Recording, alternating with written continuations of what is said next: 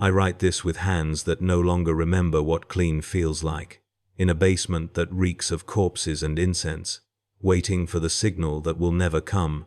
My name was Tertius Vane, interrogator auxiliary of the Ordo Hereticus, and I have been compromised in every way that matters. The extraction that was promised 17 months ago has not arrived. The support network I was assured would sustain me has gone silent. The faith I carried into this cesspool of heresy has been tested in ways the Schola Progenium never prepared me for, and I fear no. I know that it has failed in small, irreversible ways that compound like interest on a debt I can never repay. This is my confession, though I doubt anyone faithful will ever read it. This is the testimony of a man who went into the dark to hunt monsters and found himself becoming something worse than what he hunted.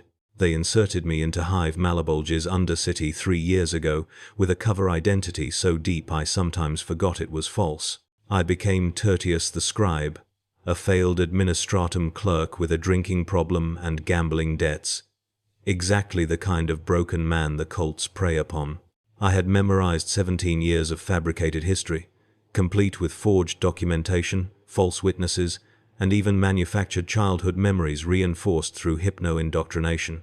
The Inquisitor who recruited me, whose name I will not speak even in this document, for what little protection that might offer, told me that my faith would be my anchor, that the Emperor's light would guide me through the corruption I would witness. He did not tell me that faith erodes like stone under acid when you must participate in the very blasphemies you were sent to document. He did not tell me that there would be nights when prayer would feel like screaming into a void that screams back. The cult called themselves the Crimson Covenant, and they were not the theatrical, obviously damned fools that inquisitorial primers describe. They were methodical. They were patient. They were recruiting broken people with promises that were not entirely false, promises of power for the powerless, meaning for the abandoned, community for the isolated. I watched them feed the hungry. I watched them shelter the homeless. I watched them offer genuine comfort to those whom the Imperium had crushed and discarded. And then, slowly, once trust was established, I watched them introduce the poison. It was never sudden. It was never forced. It was a progression so gradual that victims did not realize they were being corrupted until the rot had already reached their souls. My first meeting with them was in a food distribution center in Lower Stack 17, where the recyc air tasted of chemical waste and human desperation. A woman named Margit, perhaps 40 years old but looking 60, approached me as I stood in line for my daily ration of corpse starch. She asked if I was hungry. I said yes, because I was my cover required poverty authentic enough to pass scrutiny. She invited me to a gathering where, she promised, real food would be served. Not the processed grey paste we subsisted on, but actual cooked meals. I accepted because an informant who refuses such invitations appears suspicious, and because my stomach remembered what real food tasted like, even if my mission profile demanded I forget. The gathering was in an abandoned HAB unit that had been cleared of Imperial records after a structural collapse killed 30 families. 17 people attended, sitting on salvaged furniture in a room lit by stolen loom strips. The smell was overwhelming at first. Actual cooked vegetables, synthesized protein that resembled meat, even a weak tea that had been brewed from something other than chemical powder. They served the food before any preaching began. They asked about my life. They listened when I spoke the lies I had rehearsed. They did not immediately offer salvation or redemption or any of the things desperate people expect from recruiters. They simply offered community. And at the end of the evening, Margit told me I was welcome to return if I wished, but there was no obligation, no pressure, no threat. That was the first hook, so subtle I almost missed it, the gift freely given, creating debt without demanding payment. I returned, of course, as my mission required. I returned 7 times over 6 weeks, each gathering similar to the last. Food, conversation, small acts of practical kindness, helping someone repair a broken ventilator, sharing information about where work could be found, offering advice on navigating the administratum's bureaucratic labyrinths. The cult presented itself as a mutual aid society, nothing more. There were prayers, yes, but they seemed standard Imperial litanies at first, appeals to the Emperor's mercy and humanity's resilience. I noted every face, every name, every detail, encoding them in my reports through the dead drop system the Inquisition had established. I believed, in those early weeks, that this assignment would be straightforward. I would infiltrate, gather evidence, identify leadership, and exfiltrate before the Inquisition arrived to purge them all. I was a fool. The first deviation from proper liturgy came during my 9th visit, so slight that I nearly missed it. We were reciting the evening prayer, the standard call and response that every Imperial citizen learns in childhood. But the reader, a man named Corvus, who I later learned was an ex-guardsman, dishonorably discharged after losing his left arm to an orc cleaver, altered one word. Instead of the Emperor's light, he said the eternal light. One word. One substitution that could have been a simple mistake, a slip of memory, an innocent variation. But I saw Margit's eyes flicker toward him with approval. I saw the others continue without correction, and I understood that I had witnessed the first visible sign of the corruption beneath the surface. Like noticing a single maggot and realizing the meat is already riddled with them. I should have reported this immediately. I should have requested extraction, or at least requested guidance on how to proceed. But the dead drop system was slow. By design, messages took days to receive responses, and we had been warned against using it too frequently, lest we compromise the network. More importantly, I convinced myself that I needed more evidence. One altered word was not enough to justify an inquisitorial strike. I needed to identify the cult's leadership, understand their ultimate goals, determine the extent of their corruption and their numbers. I needed to be thorough. These were the arguments I made to myself, and they were not entirely false, but they were also excuses. The truth I did not want to admit was that I had begun to value the community the cult provided, the way they made broken people feel worth something, even as I knew it was poisoned. The truth was that playing Tertius, the failed scribe, had become more comfortable than remembering I was Tertius Vane, interrogator auxiliary, and that comfort was itself a form of corruption. The teachings became more explicit gradually, always presented as interpretations rather than heresies. Corvus, who had become the group's primary speaker, began discussing the nature of faith in ways that diverged from standard doctrine. He spoke of faith as a transaction that the Emperor demanded everything from humanity, but provided nothing in return. He pointed to the conditions in the Underhive, to the poverty and suffering, to the endless grinding labor that consumed lives without purpose or recognition. He asked why the Emperor allowed such things if he truly loved humanity. These were dangerous questions, the kind that the ecclesiarchy trains citizens not to ask, but he asked them gently, as philosophical inquiries rather than accusations. And the others, desperate for answers to questions they had carried silently for years, listened. I listened too, and I compiled detailed reports. I identified Corvus as the primary ideological vector.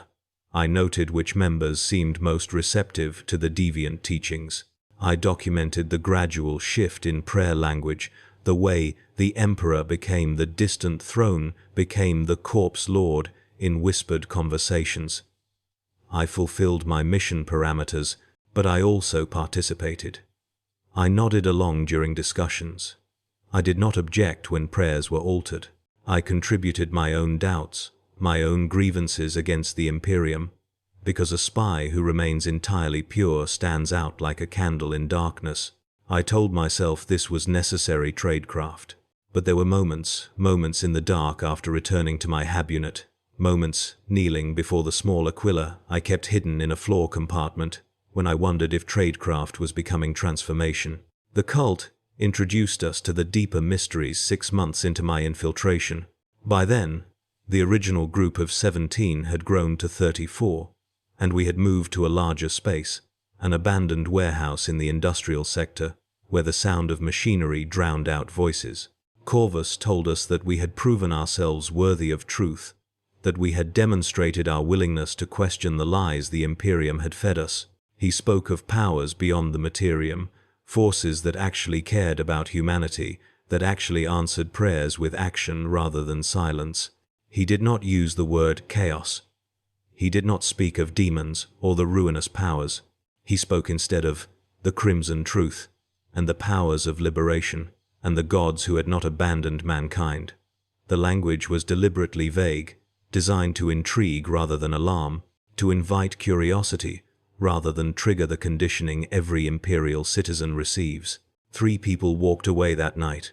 I watched them leave, watched Margit smile and tell them they were always welcome to return, watched no one stop them or threaten them or do anything that would confirm we were not simply a philosophical discussion group. This was calculated. Those who left were never going to fully convert, and letting them go peacefully prevented them from becoming informants driven by fear or coercion.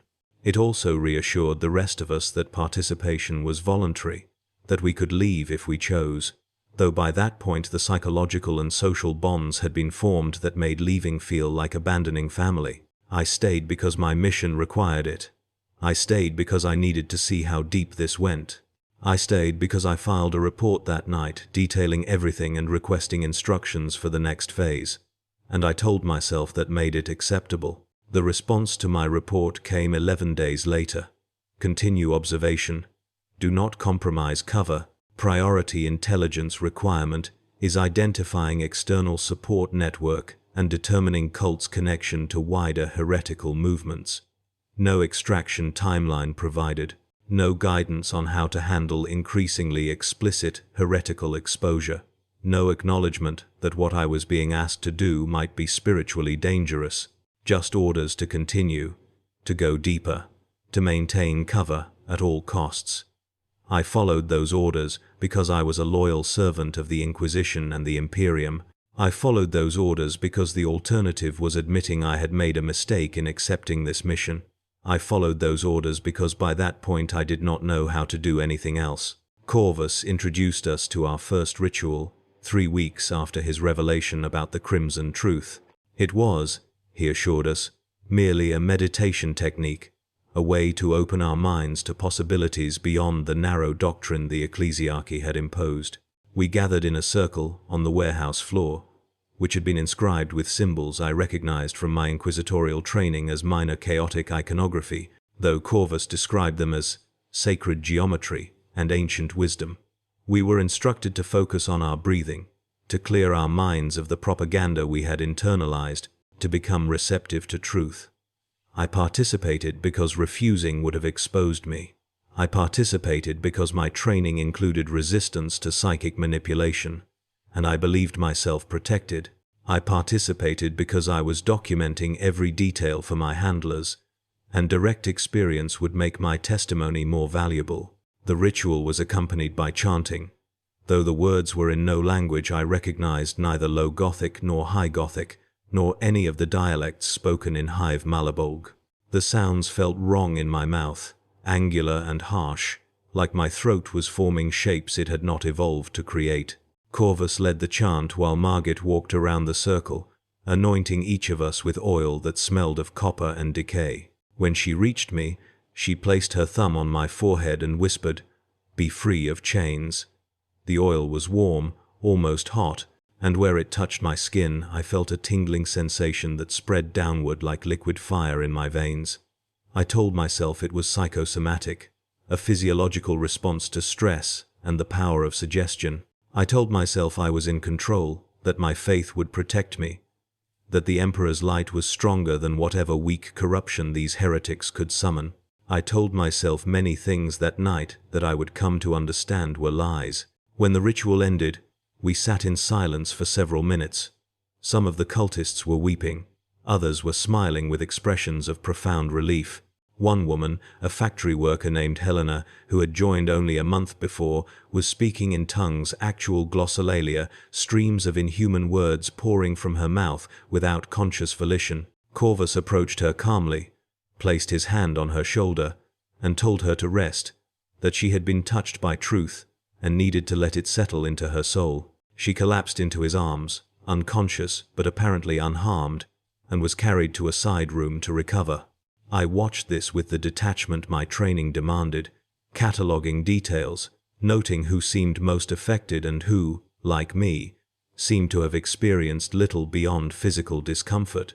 I did not mention that the tingling in my veins had not entirely faded, or that when I closed my eyes I saw patterns I had not seen before, geometric impossibilities that existed in the space behind my eyelids and would not dissipate, no matter how I tried to focus on Imperial prayers. My report that night was the most detailed yet, including precise descriptions of the ritual components, the chanting, the symbols, and my assessment that the cult was now explicitly engaged in chaotic practices requiring immediate intervention. I requested extraction, stating that my cover could be maintained through one more gathering to gather final intelligence, but that continued participation in rituals posed unacceptable risks of genuine corruption. I marked the report priority urgent and placed it in the dead drop with every expectation that within 48 hours I would receive extraction protocols and the Inquisition would begin preparing their purge. I was wrong about everything. The response came 5 days later. Extraction denied. Continue mission. Maintain cover at all costs. Preliminary evidence suggests cult is test case for wider movement. Your continued infiltration is essential to preventing sector-wide catastrophe. Reading those words in the flickering light of my hab unit, I felt something break inside me. Not dramatically, not a sudden snap, but a hairline fracture in my sense of certainty about my role and purpose. They were asking me to continue participating in chaotic rituals. They were asking me to risk my immortal soul. They were asking me to compromise everything I had been taught to protect, and they were doing so with bureaucratic efficiency, as though my spiritual welfare was simply another acceptable operational risk. I sat on my cot for 3 hours that night, staring at the Aquila hidden in my floor compartment, trying to pray and finding the words hollow in my mouth. The tingling in my veins had not faded, the patterns behind my eyelids had not stopped, and I was being ordered to go back for more. I attended the next ritual, and the one after that, and the one after that. Each gathering went deeper into explicit heresy. The sanitized language Corvus had initially used fell away, replaced with open discussion of the Crimson God Khorne, though they did not use his true name yet, referring to him instead through epithets and metaphors. They spoke of strength through struggle, of honor through bloodshed, of freedom from weakness and fear. They spoke of rage not as a sin but as a tool, as righteous response to injustice. They spoke of the Imperium as a machine that consumed human lives for no purpose except its own perpetuation, a system so corrupt and cruel that opposing it was not heresy but virtue. And I listened to these arguments, recorded them in my reports, and found that I could not immediately formulate counter-arguments that did not sound like empty propaganda. The cult was growing.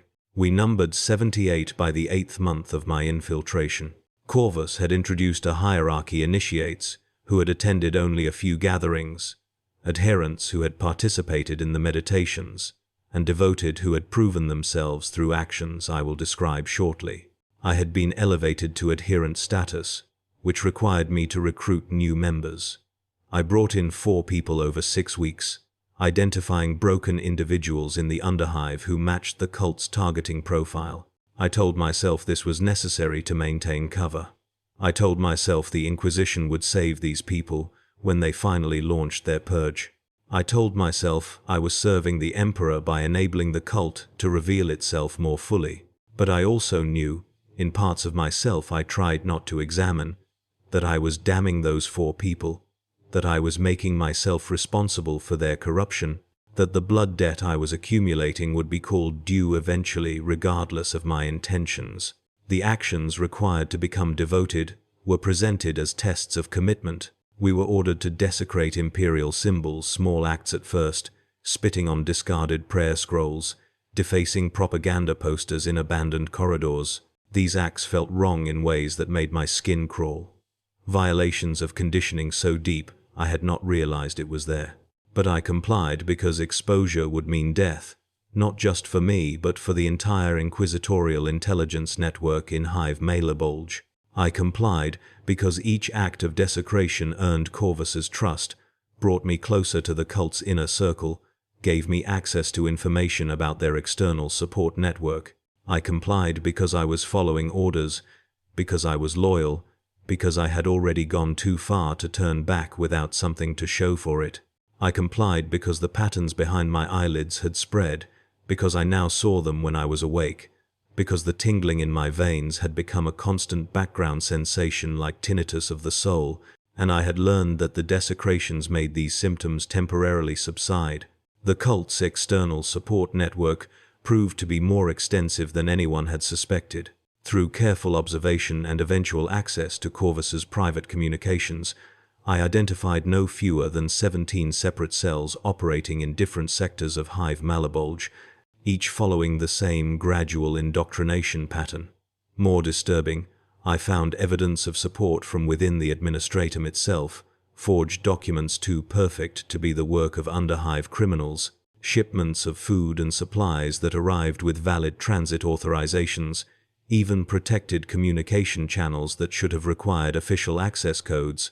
Someone inside the Imperial bureaucracy was supporting the cult, either as a fellow believer or as a corrupted official, using heresy for personal profit.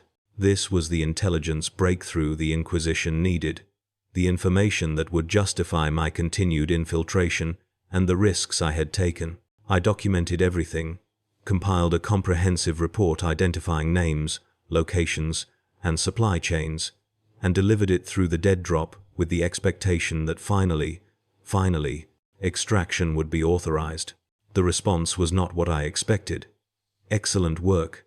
Maintain cover and continue gathering intelligence on senior leadership. Extraction timeline to be determined after strategic assessment of how to exploit this network for maximum effect.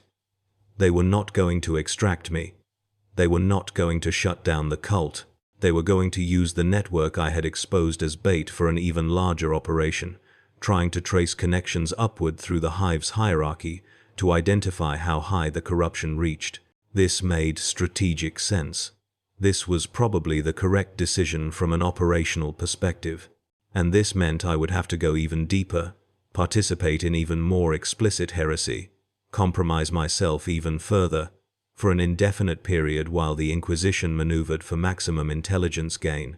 I read that message 3 times, my hands shaking, tasting bile in my throat. Then I burned it as protocol required, scattered the ashes, and went to the next cult gathering as ordered. They elevated me to devoted status that night. The ceremony was more elaborate than previous rituals, conducted in a sub-level of the warehouse that had been converted into a chapel of sorts. The walls were covered in banners depicting iconography that was no longer ambiguous skulls and axes and symbols I recognized from my training as the marks of Khorne. An altar had been constructed from industrial scrap metal, and upon it sat items that made my stomach clench. A bowl of blood, still warm and steaming slightly in the cold air. A human skull that had been carved with runes. Candles made from rendered fat that burned with red flames. Corvus stood before the altar in robes that seemed too fine for an underhive gathering. Dark red fabric that moved like liquid. And I realized we had moved beyond informal meetings into something that resembled actual worship. The ceremony required me to renounce the Emperor. Not metaphorically, not philosophically, but explicitly and verbally. Corvus asked me directly, "Do you reject the corpse lord who abandoned humanity?" And I, standing before 17 witnesses including Margit and Helena and the 4 people I had personally recruited, said yes. I said it because refusing meant death and mission failure and the waste of everything I had endured. I said it because I had been ordered to maintain cover at all costs. I said it because the alternative was admitting that I had already compromised myself beyond redemption and that the correct choice was to die rather than continue.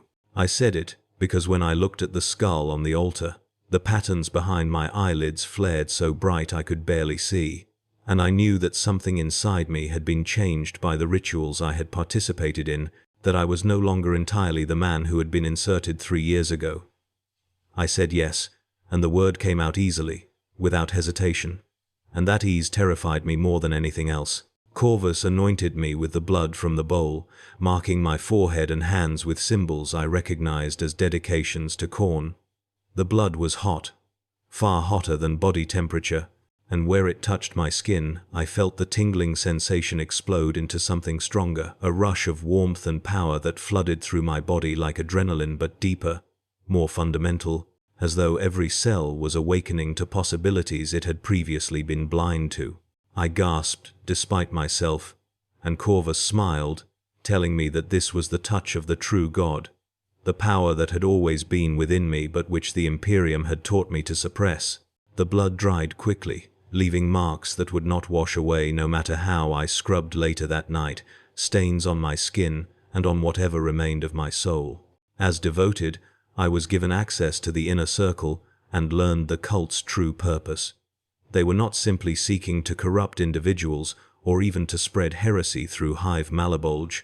They were preparing for a summoning, a ritual that would tear open a rift between the materium and the warp, allowing entities of the Crimson God to manifest in real space. This required specific components: 888 cultists who had undergone the devotion ceremony, locations of occult significance mapped across the Hive's geometry, and a sacrifice significant enough to attract attention from the warp.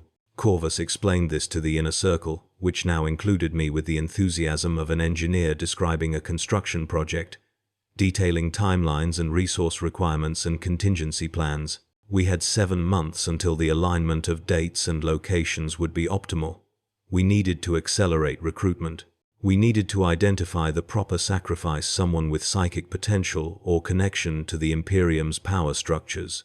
We needed to prepare ourselves for the transformation that would come after the summoning, when we would no longer be merely human but something greater, champions of the true God. I documented all of this. I compiled detailed intelligence on the summoning plan, the timeline, the required components, the target numbers. I identified the specific locations across the Hive that Corvus had marked for the ritual's geometric pattern. I even determined the likely targets for the significant sacrifice, a list of minor officials, sanctioned psychers, and low-level clergy, whose disappearance might not trigger immediate investigation, but who carried enough symbolic weight to fuel the ritual. This was extraordinary intelligence, the kind that could prevent a catastrophe that would consume millions of lives. I delivered it through the dead drop with a detailed tactical recommendation. Strike now, hit all 17 cells simultaneously, except that we will not trace the corruption higher through the administratum in exchange for preventing a demonic incursion. I marked it priority critical and waited for extraction orders that would finally let me escape this nightmare. The response took 8 days to arrive. Negative. Maintain cover. Summoning attempt actually provides optimal opportunity to identify all participants and external supporters, allow preparation to continue while we position assets for intervention. Your continued intelligence gathering is essential. They were going to let the cult continue preparing for a demonic summoning. They were going to use it as bait, letting the heretics gather in one location at one time so they could be purged efficiently. This was arguably sound tactics. Why raid 17 cells separately when you could destroy them all at once during the ritual itself? But it meant 7 more months of infiltration, 7 more months of participating in increasingly depraved rituals, 7 more months of pretending to worship the blood god while the stains on my skin spread and the patterns behind my eyelids grew clearer, and the part of me that still prayed to the Emperor shrank smaller and quieter each day. I think I went slightly mad in that period. Not dramatically, not in ways anyone would notice, but in the small disintegrations of self that accumulate like dust. I would catch myself thinking in ways that alarmed me, looking at Imperial officials and imagining how their blood would spray if I opened their throats, feeling rage at the bureaucratic cruelty of the administratum that felt too genuine to be part of my cover story, experiencing a satisfaction during cult rituals that I could not entirely attribute to relief at maintaining cover. I would return to my HAB unit and kneel before the Aquila in my floor compartment, trying to pray, but the words felt hollow and the Emperor felt distant in a way that I knew was spiritually dangerous. The God Emperor was supposed to be everywhere, always, his light reaching even the darkest corners of the galaxy. But in that warehouse chapel, anointed with blood and marked with the symbols of Khorne, I felt something else watching me. Something that was not distant, not silent, something that answered prayers immediately with sensations of power and purpose that the Emperor had never provided. The cult continued to grow. We reached 400 devoted by the 4th month, with hundreds more at lower initiation stages. The inner circle expanded to include a dozen senior members, though Corvus remained the clear leader, taking instruction from someone higher up in the heretical network whom we never met directly. The rituals became more elaborate and more depraved. We sacrificed animals first, rats and dogs scavenged from the underhive. Their blood poured over the altar while we chanted in that wrong language that hurt to speak. Then we moved to human sacrifice, though Corvus presented this carefully, targeting only those who volunteered, cultists so consumed by their devotion that they considered death in service to the Crimson God an honor. I watched 3 people die on that altar across those months, watched their throats opened and their blood collected and their bodies cast aside, while the rest of us chanted and felt the power in the room intensify like pressure before a storm. I documented everything. I filed reports on every ritual, every sacrifice, every new recruit, every piece of intelligence about the summoning preparation. I was being a model intelligence asset, providing comprehensive information that would enable the Inquisition to execute a devastating strike against heresy. But I was also becoming what I pretended to be. There is no way to participate in such things repeatedly without them changing you. The human mind adapts. It has to, or it breaks. And my mind adapted by finding reasons why what I was doing was acceptable, why the sacrifices served a greater purpose, why the power I felt during rituals was a tool I could control rather than a corruption consuming me. I adapted by letting the cultist identity become more real and the interrogator auxiliary identity become more like a cover story I maintained out of habit. 5 months into the 7-month countdown, something happened that I did not report. We were conducting a ritual sacrifice, and the volunteer, a woman named Catline who had lost her entire family in a Habstack collapse, was on the altar, throat bared, while Corvus raised the ceremonial blade. The chanting reached a crescendo, and when the blade came down and blood sprayed across the altar, I felt something tear inside me, not physically, but spiritually, like a membrane I had not known existed suddenly rupturing. The patterns behind my eyelids exploded into full vision even though my eyes were open. Geometric impossibilities overlaying consensus reality. I saw the warp beneath the Imperium, saw it like looking through clear water at writhing shapes below, saw things moving in that other space that noticed me noticing them, and I felt, undeniably and completely, the presence of something vast and terrible and powerful, something that looked at me with what I can only describe as approval. I should have reported this. I should have triggered emergency extraction protocols, risked compromise, done anything except continue. But I did not, because I knew what it meant that I had been genuinely corrupted, that the rituals had actually worked on me despite my training and faith and certainty that I was in control. Reporting would mean admitting that I had failed, that the mission had compromised me beyond recovery, that I should be purged along with the rest of the cult. It would mean that everything I had endured, all the horrors I had witnessed and participated in, all the small deaths of conscience and faith I had suffered, would be rendered meaningless. I could not accept that. So, I said nothing. I filed my standard report documenting the sacrifice and the ritual's details, omitting only what had happened inside my own head, and I continued the mission as ordered. The cult began preparing the actual summoning site, 6 months into the countdown. It was located in Sector Profundus, an abandoned section of the Hive's lower reaches that had been sealed off after a plasma containment failure 2 centuries before. The radiation had long since decayed to safe levels, but Imperial records still listed it as contaminated, which meant no one patrolled it or monitored it. Corvus had somehow obtained access codes to the sealed bulkheads, and we spent 3 weeks transporting equipment and materials through maintenance tunnels and forgotten access shafts.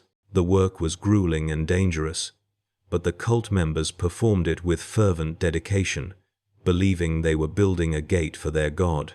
The summoning site was a vast cathedral-like space, probably once a manufactorium floor, with vaulted ceilings 50 meters high and floor space sufficient for thousands. We spent weeks inscribing it with symbols, painting enormous ritual circles, with compounds I recognized as containing human blood and bone ash, mixed with industrial chemicals. The geometry was precise, following patterns Corvus had received from his mysterious superior. Patterns that hurt to look at directly, because they existed in more dimensions than human eyes evolved to process.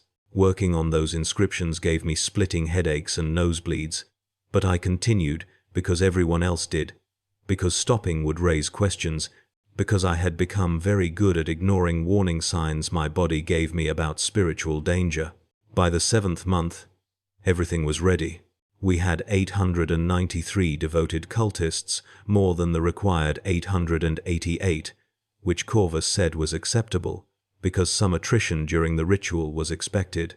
We had identified our significant sacrifice, a low-level astropath who maintained communications for a minor administratum facility, a woman named Senna whose psyker abilities made her valuable, but whose position made her disappearance potentially explainable as an unfortunate accident. The cult abducted her 3 days before the summoning, holding her in the warehouse while Corvus prepared her for her role with rituals that I could hear screaming through from the room where she was kept.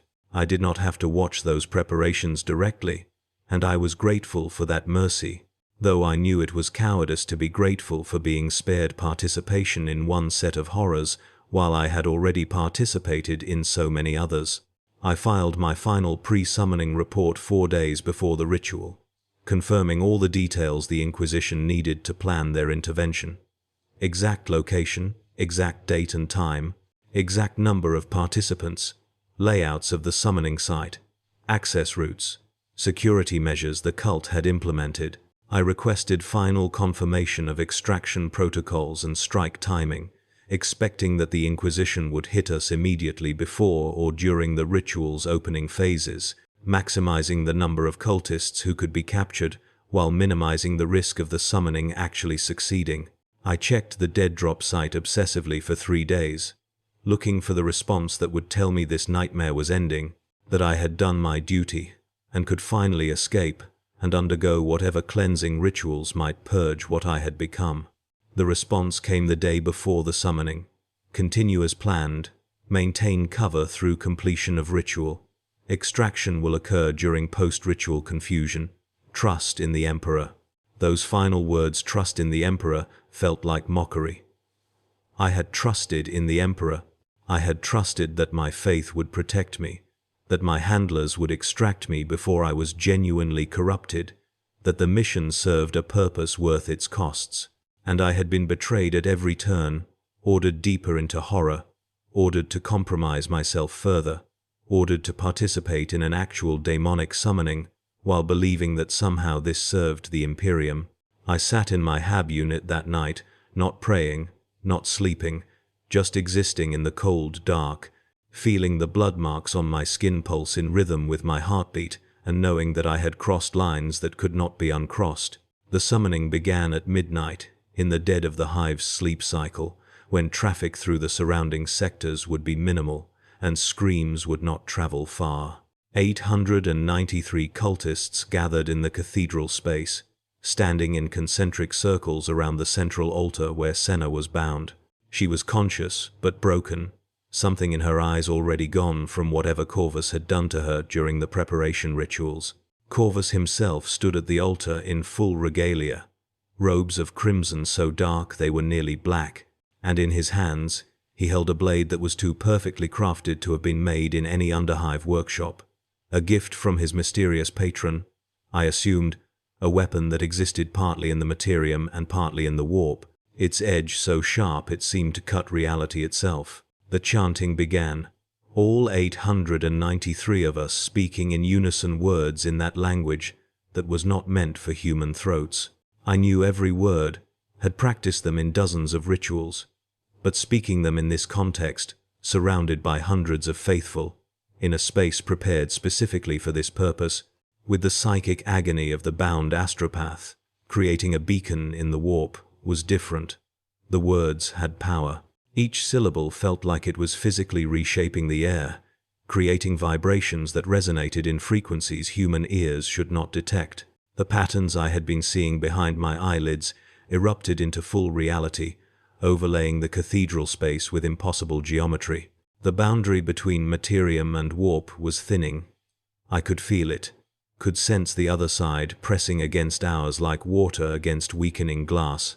Where was the Inquisition? Where was the strike force that was supposed to prevent this?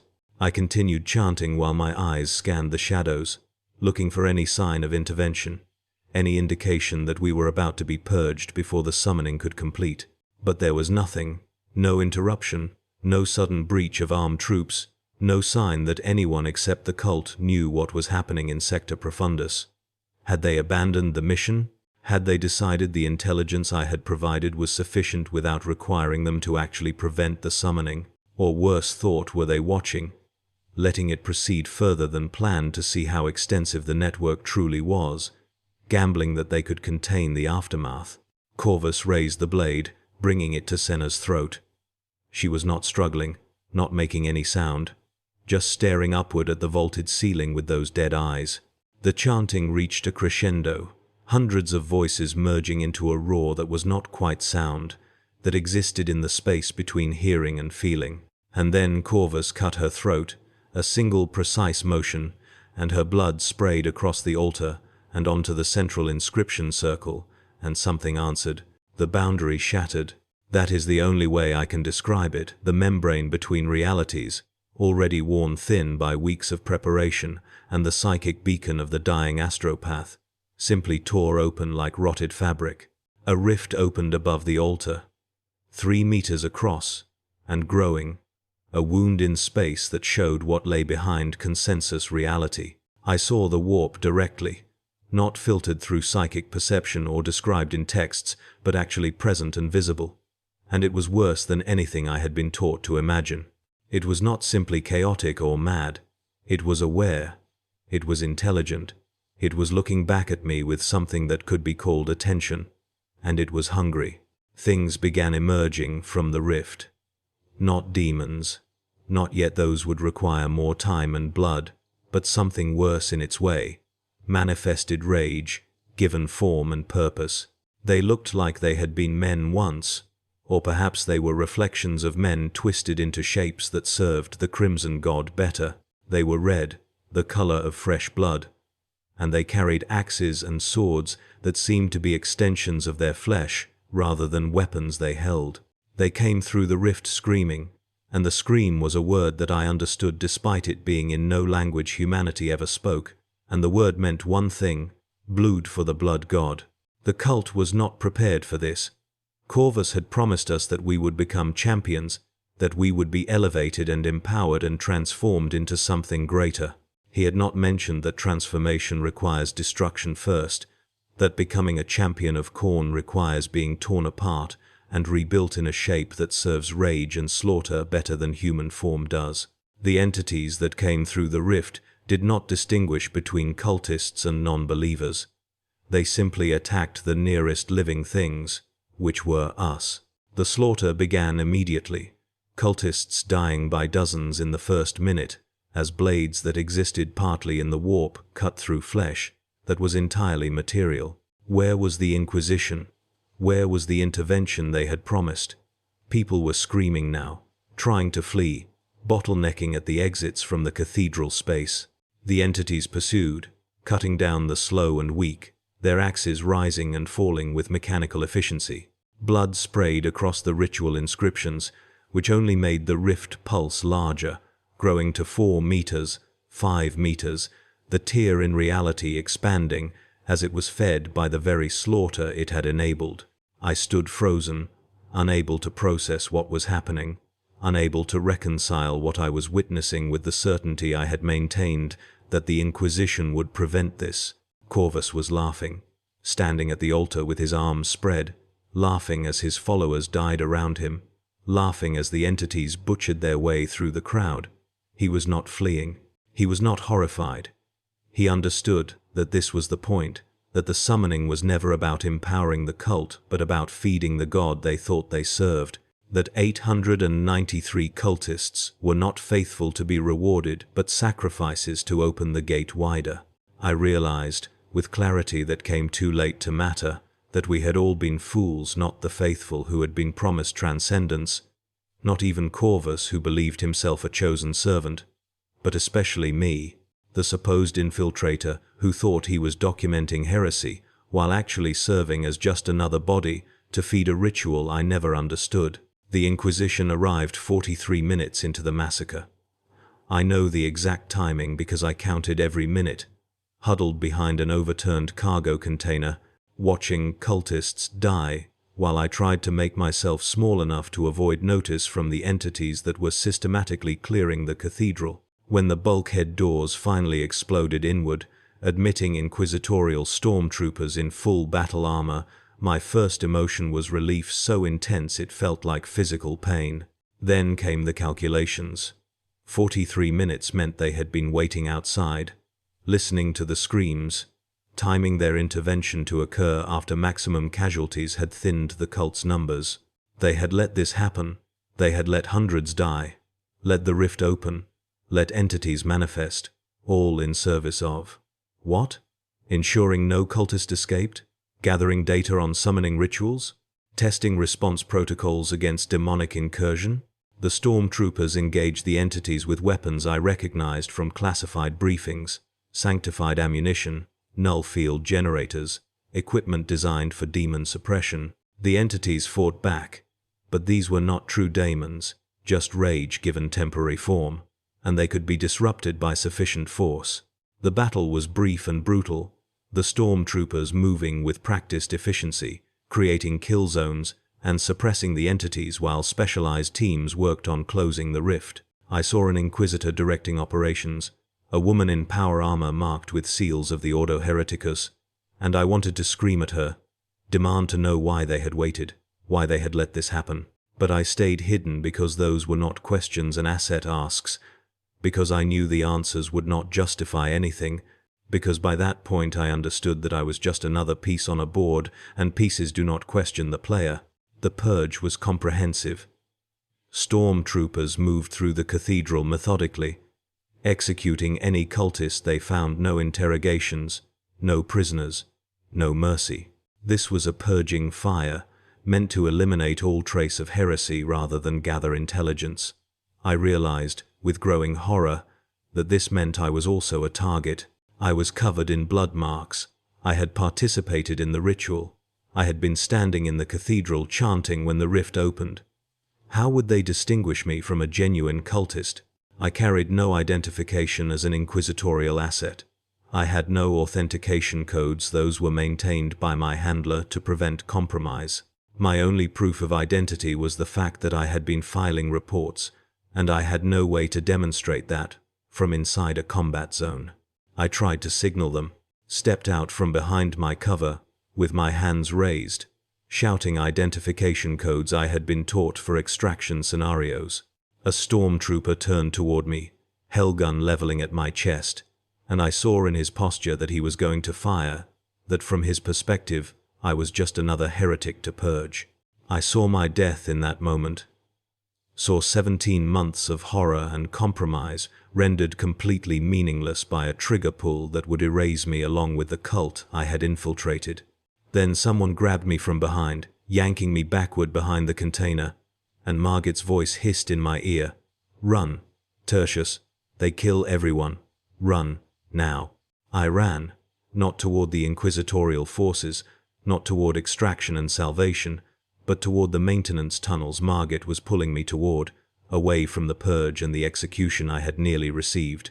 Part of my mind was screaming that I was making a mistake, that I should stay and explain myself, that I was abandoning my mission at the final moment. But the louder part remembered the stormtrooper's stance, remembered that the purge was total, remembered that I looked and smelled and probably felt exactly like a devoted cultist, and understood that explanation might not be possible before I was dead. So I ran with Margit through tunnels I had helped the cult map, escaping the very salvation I had endured 17 months to reach. We emerged 3 sectors away, filthy and exhausted, in an area where the sounds of battle were distant echoes.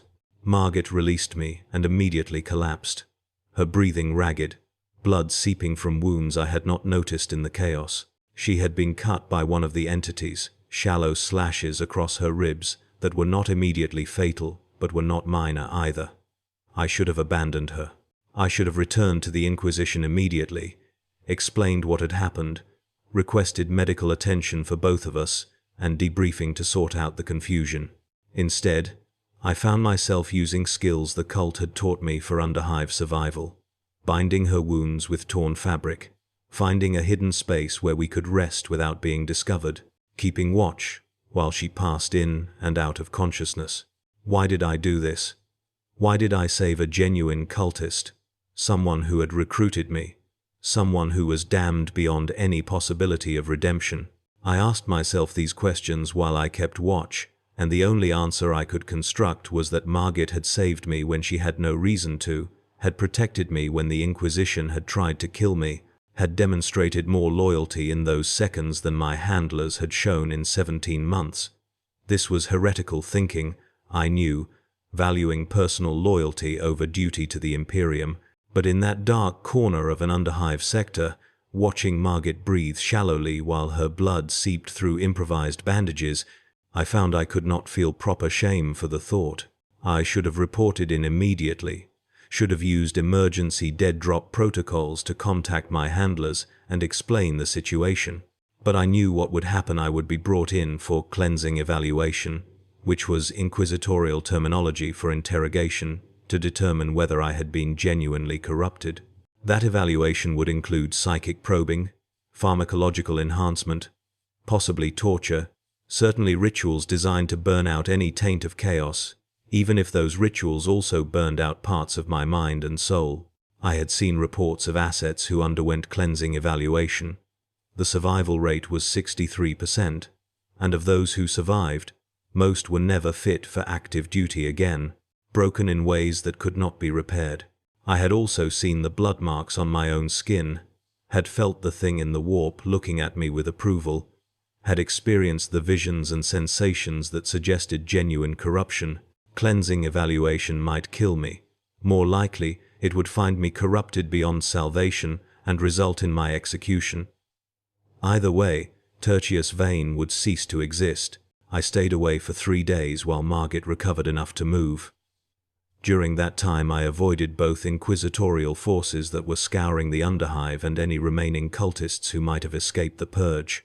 I survived on skills I had learned during my infiltration, stealing food from distribution centers, navigating by maintenance tunnel access points the cult had mapped, avoiding areas where I recognized patrol patterns from my intelligence work. I was using my inquisitorial training to hide from the Inquisition, and the irony was not lost on me. Margit, when she was conscious, did not ask me questions about why I had helped her or where I was planning to go. She seemed to understand that I was navigating something too complex for simple answers. On the 4th day, I finally accessed a dead drop site and found messages from my handlers. Immediate extraction required. Respond with location priority Alpha critical. They wanted me back. They wanted to debrief me about the 17 months of intelligence I had gathered. They wanted to evaluate whether their asset had survived the mission with his soul intact, or whether I had become another casualty who needed to be purged. I sat in the dark, staring at that message, knowing the correct response would be to provide my location immediately and accept whatever came next. I sat there for 2 hours before I burned the message without responding, the same way I had burned so many others during the mission, but this time, knowing I was burning my last connection to the life I had lived before, I became what I had pretended to be: a failed scribe, living in the Underhive, surviving through theft and occasional labor, avoiding official notice. Margit disappeared after 6 days, thanking me with a look rather than words, and I never saw her again. I occasionally heard rumors about the cult, that the purge had been total, that no one had escaped, that Sector Profundus had been sealed with blessed bulkheads, and was undergoing consecration rituals that would last decades. I also heard that the Inquisition was still searching for someone, an asset who had failed to report after an operation, though they were discreet enough in their searching that most people did not connect it to the purge. I have been in hiding for 11 months now. The blood marks on my skin have not faded, though I have tried every method I can find to remove them short of flaying myself. The visions continue not constantly, but frequently enough that I have learned to function while seeing two realities overlaid. The presence I felt during the summoning sometimes touches me still, usually when I am angry or afraid, offering power that I refuse to accept but cannot entirely dismiss. I am corrupted. I understand this. I understand that what the cult did to me worked. That, despite my training and faith and certainty that I was in control, I have been changed into something that is no longer entirely human and no longer entirely loyal to the Imperium. The Inquisition would say I should turn myself in, accept cleansing or execution as my duty requires, but I cannot forget the stormtrooper aiming at my chest, cannot forget 43 minutes of waiting while cultists were slaughtered, cannot forget orders to go deeper and deeper, while my handlers assured me they would extract me before permanent damage occurred. I was a loyal servant who followed orders and was rewarded with abandonment at the moment I needed support most. Why should I trust that the Imperium would treat me better now than it did then? I write this confession in a basement that smells of corpses and incense, knowing it will probably never be found, knowing that if it is found, it will only confirm my damnation rather than explain my choices. I write it because I need to preserve some record that Tertius Vane existed, that he tried to serve faithfully, that he was failed by the system he served, before he failed that system in turn. I write it because I am still capable of recognizing what I have become, and that recognition is the last piece of my humanity I can identify with certainty. The extraction signal I was promised 17 months ago has never come. I no longer expect it. I no longer want it. If it means submitting to cleansing evaluation that will either kill me or destroy whatever remains of who I was, I have become what they sent me to hunt, a corrupted thing living in darkness, marked by powers I cannot fully control, separated from humanity by experiences no human should survive intact. The difference is that I still remember I was human once, still remember why I made the choices I made, still carry the guilt of 4 recruits I damned, and hundreds of cultists, whose deaths I enabled through intelligence I provided. This is the brutal life of a spy on a chaos cult, though that phrase suggests active espionage when the truth is passive survival. I am not gathering intelligence anymore. I am not serving the Imperium. I am simply existing in the margins of Hive Malabolge, trying to avoid both the Inquisition that would execute me and the remaining chaos elements that might recognize me as one of their failed. I sleep in different locations each night. I eat when I can steal or earn food. I avoid using names, avoid forming connections, avoid anything that might make me memorable or traceable. This is the fate of an intelligence asset who succeeded in his mission too well, who infiltrated so deeply he became what he was infiltrating, who was abandoned at the moment extraction should have occurred. Sometimes I feel the presence watching me, the thing from the warp that approved of me during the summoning. Sometimes I hear whispers in that wrong language, offering power and purpose and an end to this meaningless survival. Sometimes I am tempted to accept, to embrace what I have become fully rather than maintaining this exhausting half-existence. But I resist, not because I believe I can be saved or redeemed, but because accepting would mean admitting that the cult was right, that the Imperium truly is as cruel and meaningless as they claimed, that the path I was sent to document is actually the path to truth. I cannot accept that. I will not give them that victory, even if it costs me everything to maintain this denial. So, I continue, day after day, in the darkness of Hive Malabolge's Undercity. I write this confession that no one will read. I carry blood marks that will not fade. I see visions that will not stop. I am Tertius Vane, interrogator auxiliary of the Ordo Hereticus, compromised beyond redemption, abandoned by those I served, surviving in defiance of both the Imperium that would kill me and the chaos that would claim me. This is my testimony. This is my confession. This is the price of loyalty when loyalty is not returned, the cost of duty when duty demands more than humanity can pay. I do not ask for forgiveness because I know I do not deserve it. I ask only that whoever reads this understands that I tried, that I served faithfully until faith itself became impossible, that I was failed before I failed in turn. The Emperor is distant. The warp is close, and I am somewhere between them, belonging fully to neither, doomed to exist in this margin until the Inquisition finds me or the corruption consumes me, or I finally have the courage to end this myself. This is the brutal life, and it continues, and I do not know when or how it will end, only that when it does, I will have earned whatever fate awaits me. May the Emperor have mercy on my soul, though I suspect he has forgotten I exist.